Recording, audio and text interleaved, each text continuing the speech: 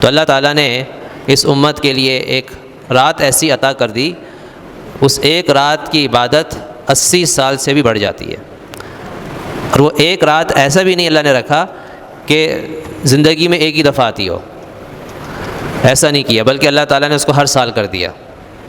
اگر زندگی میں انسان کے ایک سال آتی، ایک دفعہ آتی وہ، تو وہ 83 سال یا 1000 مہینے کی عبادت کا ثواب اس کو ایک ہی دفعہ ملتا، بلکہ ہر سال رکھ دی۔ اور وہ سال کا کون سا مہینہ ہے؟ رمضان کا مہینہ۔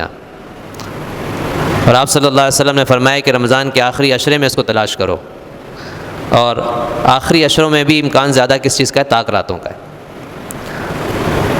تو فرمایا کہ ایسا مہینہ ہے کہ اس میں ایک ایسی رات ہے جو 1000 مہینوں سے افضل ہے۔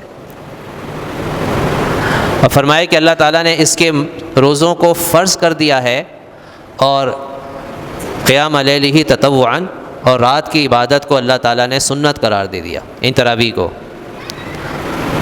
تو گویا کہ اس مہینے کی دو اہم عبادتیں، ایک روزہ ہے اور ایک تراویح ہے۔ روزہ فرض ہے، تراویح سنت ہے۔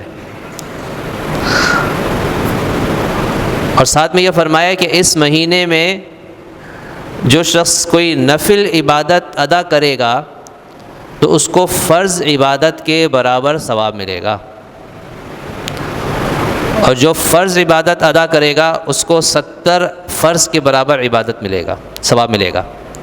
مثال کے طور پہ اگر کوئی فجر کی نماز کے فرض ادا کرتا ہے 2 رکعت رمضان کے مہینے میں، وہ ایسا ہے گویا کہ اس نے 70 دن مسلسل فجر کے فرض ادا کیے، ایک دن میں 70 دنوں کا ثواب مل گیا۔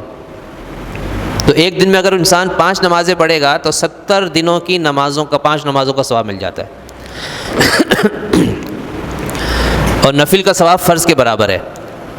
آدمی اس مہینے میں مثال کے طور پہ 100 روپے صدقہ دے گا تو اتنا ثواب ہے جیسے کہ اس نے 100 روپے زکوٰۃ کے دیے، نفل کا ثواب فرض کے برابر۔ اور جو آدمی 100 روپے زکوٰۃ کے دے گا تو 70 گنا زیادہ ثواب ملے گا۔